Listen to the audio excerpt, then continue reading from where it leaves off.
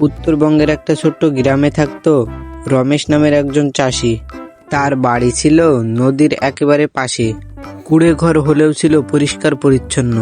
রমেশ খুব গরিব ছিল, কিন্তু তার মনটা ছিল পাহাড়ের মতো বড়, আর হাত ছিল পরিশ্রমে ভরা। বাবা মা ছোটবেলাতেই মারা গিয়েছিলেন, তাই খুব অল্প বয়সেই রমেশ চাষের কাজ শিখে ফেলে। প্রতিদিন ভোরে সে মাঠে যেত।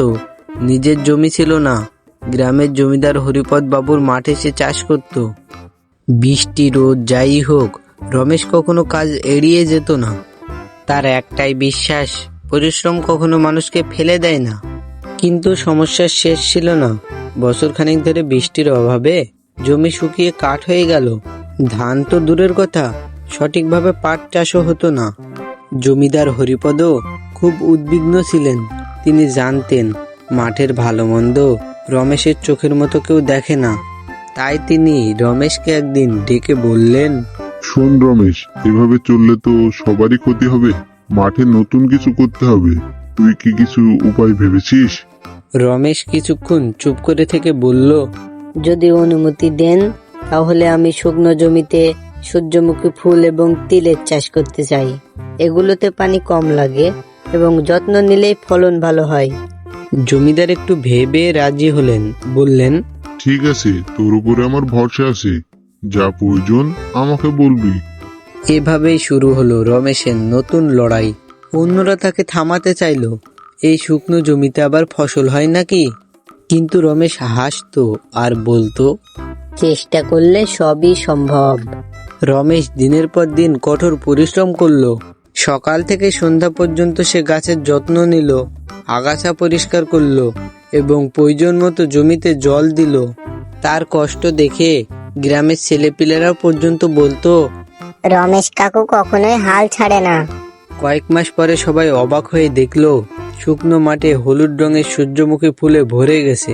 তিলের শিশু মাথা তুলে দাঁড়িয়ে, বাতাসে দুলতে থাকা এই দৃশ্য যেন এক নতুন আশার আলো। ফসল কেটে বাজারে নিয়ে যাওয়া হলো, দামও ভালো মিলল।